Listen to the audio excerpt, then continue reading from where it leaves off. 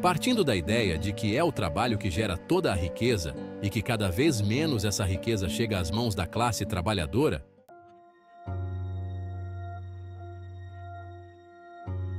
e cada vez mais essa riqueza é sugada pela classe ociosa, a classe capitalista. Isso acontece porque a classe trabalhadora foi roubada de suas ferramentas, das máquinas, sem as quais não consegue produzir e viver. E a tecnologia, as máquinas, chegaram num ponto de desenvolvimento tão grande que não podem mais ser operadas por um indivíduo sozinho, mas exigem o esforço coletivo de muitos. A partir dessa constatação, fica claro que o objetivo de todo trabalhador inteligente e com consciência de classe deve ser a derrubada do sistema de propriedade privada dos meios de produção, pois esse sistema os mantém presos na escravidão assalariada.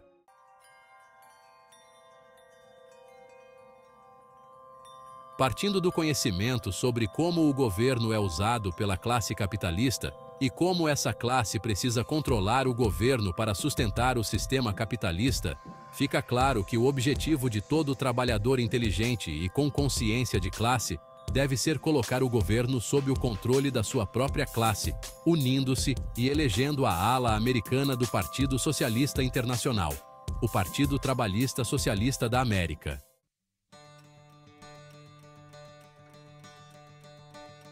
E assim, estabelecer a República Cooperativa Socialista.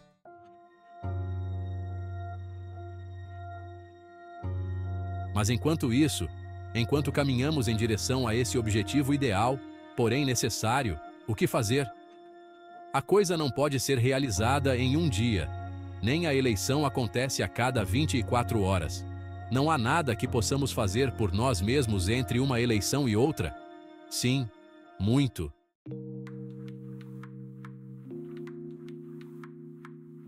Quando pressionados, questionados, encurralados por nós, os novos sindicalistas, nós da Aliança Socialista de Comércio e Trabalho, os sindicatos tradicionais, esses velhos sindicatos puros e simples, cedem em relação aos objetivos finais.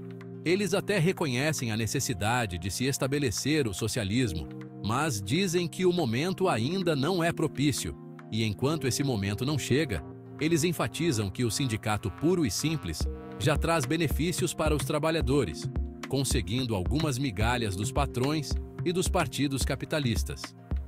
Eles dizem que nós não somos práticos, que eles são os práticos.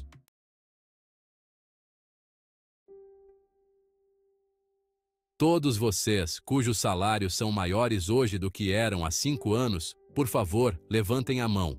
Todos vocês cujos salários são menores hoje do que eram há 5 anos, por favor, levantem a mão.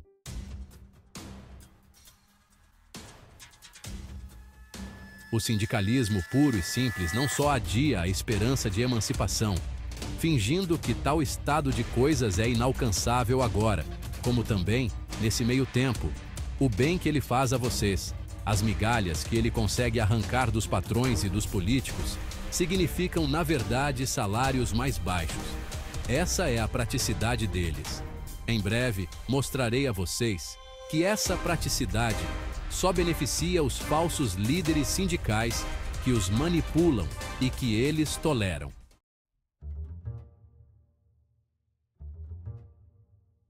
Fiquei sabendo que há 2 dias, nesta mesma cidade, o Sr. Gompers se alterou e falou um monte de besteiras sobre mim. O que ele disse foi tão ridículo que nem merece resposta. Vocês devem ter notado que ele simplesmente apresentou o que ele queria que vocês acreditassem como sendo a opinião dele. Ele não apresentou nenhum fato para que vocês pudessem julgar por si mesmos. Ele esperava que vocês acreditassem cegamente nele. Eu não vou insultá-los tratando-os da mesma forma. Aqui estão os fatos nos quais baseio minhas conclusões.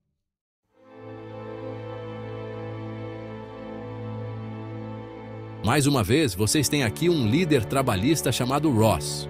Aplausos. Coitados, coitados.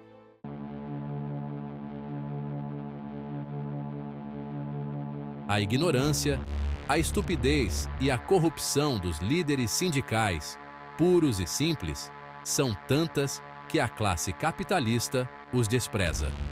O primeiro passo para vencer uma batalha é respeitar o inimigo. A outra causa principal da atual impotência do sindicalismo, puro e simples, é que, ao ignorar as diferenças entre as classes e ao ignorar a estreita ligação entre salários e política, ele se divide nas urnas entre os partidos do capital e, assim, acaba defendendo o sistema de exploração capitalista.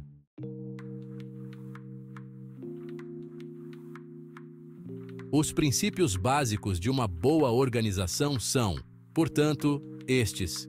Primeiro, uma organização trabalhista deve ter clareza de que a segurança dos trabalhadores só será possível quando o sistema capitalista de propriedade privada dos meios de produção for derrubado, quando os meios de produção se tornarem propriedade comum do povo, obrigando assim todos a trabalhar se quiserem viver.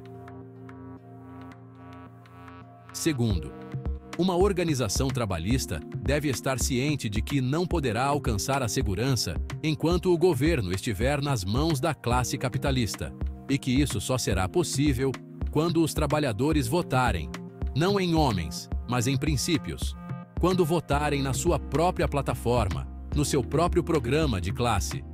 A abolição do sistema de trabalho assalariado. Terceiro, uma organização trabalhista deve ter claro que a política não é como a religião, um assunto privado.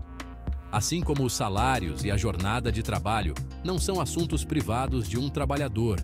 Da mesma forma que os salários e a jornada de trabalho são assuntos da classe trabalhadora, a política também é.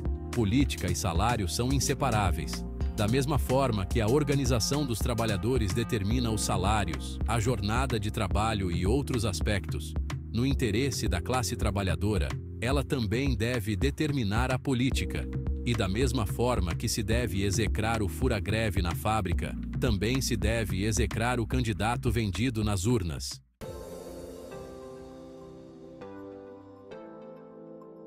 A Aliança Socialista de Comércio e Trabalho.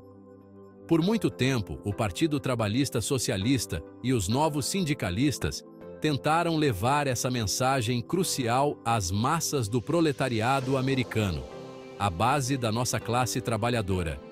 Mas não conseguíamos alcançá-los. Era como se existisse um muro entre nós. Entre nós e eles, havia um muro sólido de falsos líderes sindicais, ignorantes, estúpidos e corruptos. Como homens tateando em um quarto escuro em busca da saída, nós andávamos ao redor do muro batendo com a cabeça, procurando uma porta, mas não encontrávamos nenhuma passagem. O muro era sólido. Diante disso, só havia uma alternativa: abrir uma brecha nesse muro. Com a força da Aliança Socialista de Comércio e Trabalho, nós abrimos uma passagem. O muro agora está ruindo. Finalmente estamos frente a frente com a base do proletariado americano e estamos entregando a nossa mensagem.